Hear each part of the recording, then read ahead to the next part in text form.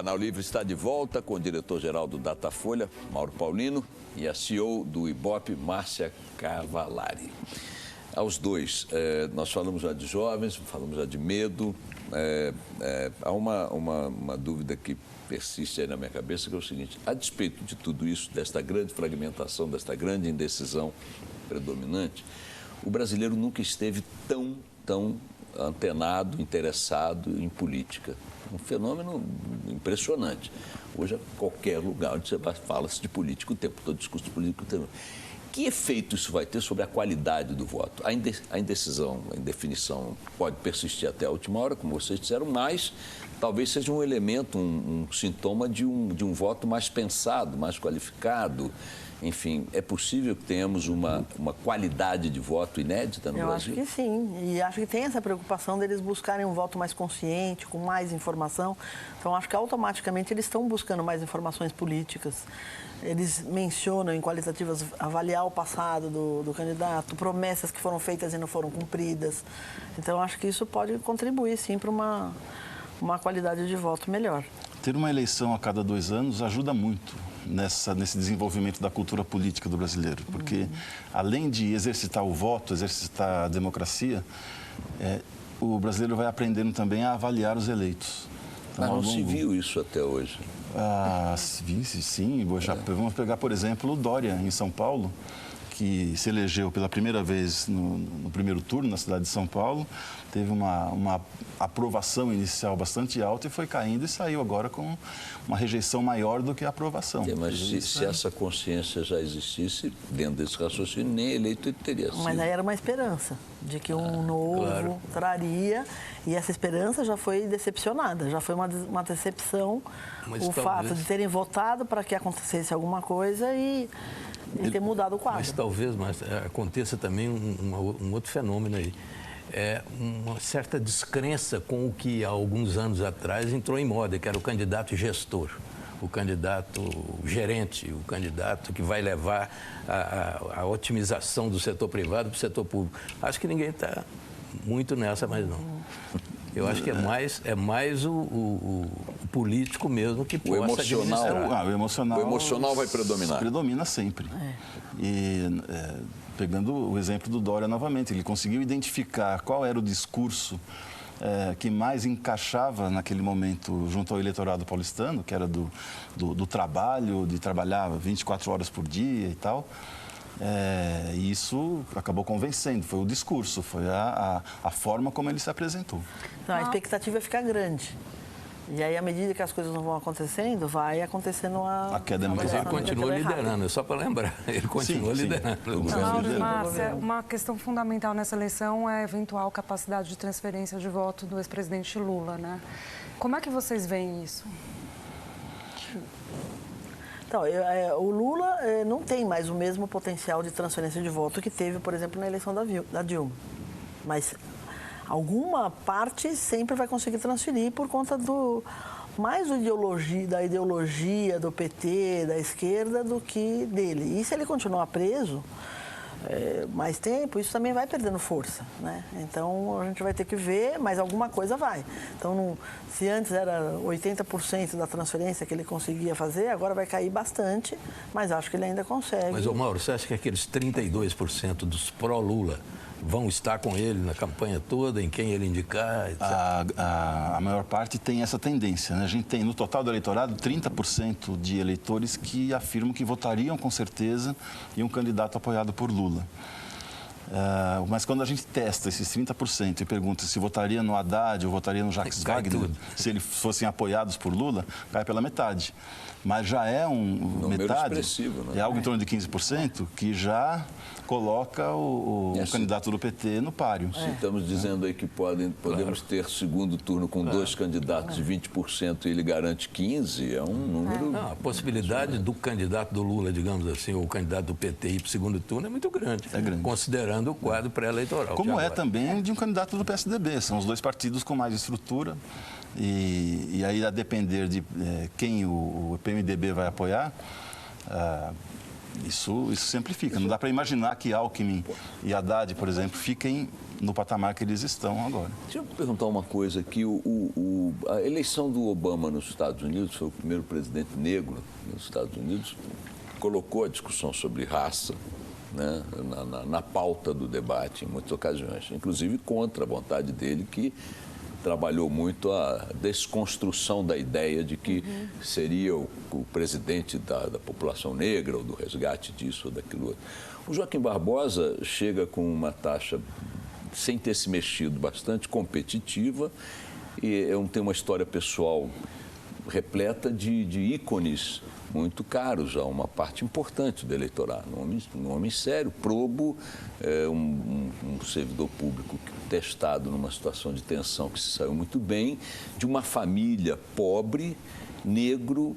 Esses elementos, e aí quero destacar especificamente a questão racial, de alguma maneira são percebidos positivamente no Brasil? Como é que é? Sim, eu acho que sim.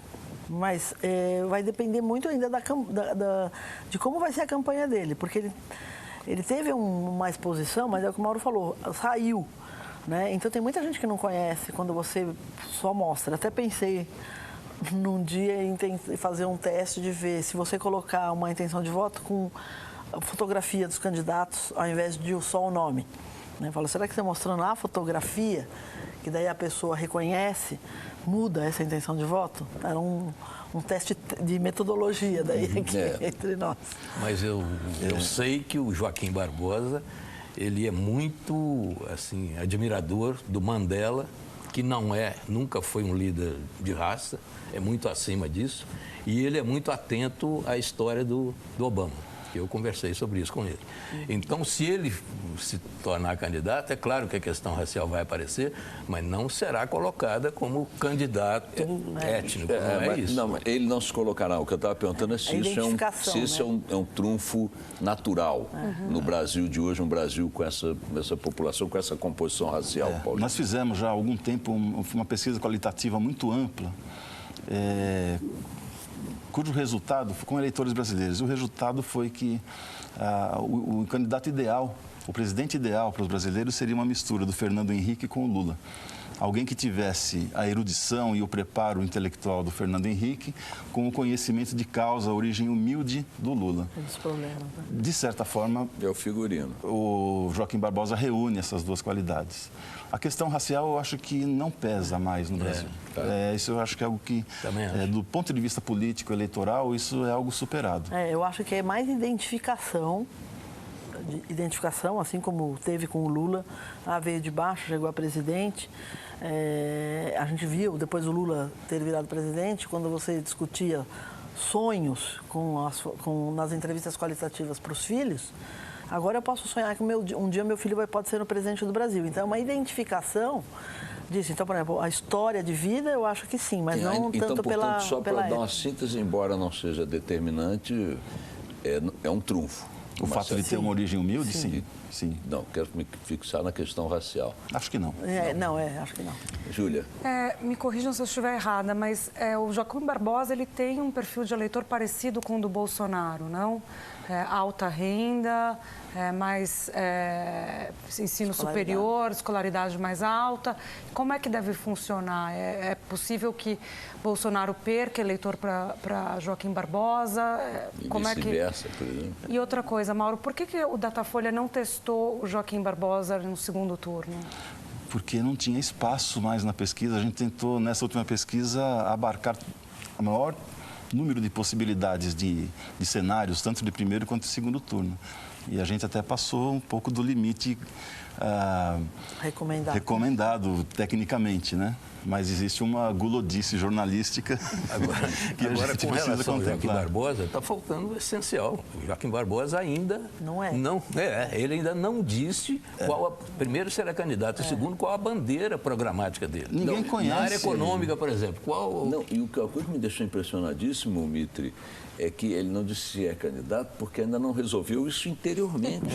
Ele ainda tem dúvidas. Ainda não convenceu pessoais, a si mesmo. A si mesmo. Eu fiquei Enfim, ninguém não é uma conhece. novidade para ele a possibilidade dele ser candidato, para ele estar nessa dúvida interior ainda, né? Ninguém sabe como é o Joaquim Barbosa como candidato. Não se sabe como é o discurso, como será a participação dele em debates, Não será um em discurso entrevistas. tradicional de política, isso não será. Tempo de televisão vai ser fundamental? Sempre é. Acho que sempre é. A televisão continua sendo a principal fonte de informação do eleitor, né? Tem aumentado, que nem a gente falou antes da questão das redes sociais, tem aumentado conversas, agora nesse momento com todas as questões, né, azul, vermelho e tal, mas a tempo de televisão continua sendo fundamental agora, e é a primeira fonte de informação utilizada. Metade dos brasileiros não tem acesso frequente à internet. Então, só isso já... E essa metade, justamente, que tem mais acesso à informação através da TV. Agora, uma questão que o Boechat não dá importância, que é fake news. Qual o papel das fake news nessa campanha? O que vocês acham? Esse ódio que está na internet, que a gente vê cada dia maior, isso tem muito a ver com as fake news. Então, elas vão aparecer como personagem, aí, como referência nessa campanha. Que força elas terão, Márcia? Olha, então, o eleitor está sempre buscando, eu acho que eles já sabem que tem muita fake news, né? Eles vão buscar. Agora, tem fake news de toda a ordem, né? Tanto de notícia como de pesquisa, resultados de pesquisas que não são feitas como deveriam ser, que acaba sendo uma fake news também. Claro. Né? Então, o eleitor tem toda essa gama aí de informações, mas ele já desconfia. A gente já percebeu isso em pesquisa sobre hábitos de mídia, que ele já fala, eu não posso confiar em tudo que eu leio na internet. Paulino, você acha que a fake news vai ser determinante?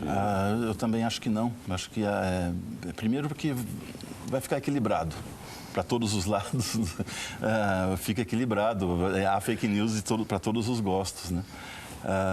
E o eleitor, de fato, acorda para a eleição e começa a prestar atenção mesmo na eleição a partir do momento em que a televisão começa com os debates, com as entrevistas e depois com o horário eleitoral. É isso que pesa. A gente olha todas as eleições anteriores, a partir do momento que começa o horário eleitoral... Começa a definir. Quando o juiz apita o início do jogo, né? Bola rolando. Isso, né? antes é treino. Lembrando aos nossos espectadores que a Band abre a temporada de debates, como tradicionalmente faz no dia 9 de agosto, primeiro debate do primeiro turno entre os candidatos à presidência da República. O Canal Livre vai para o último intervalo e voltamos já.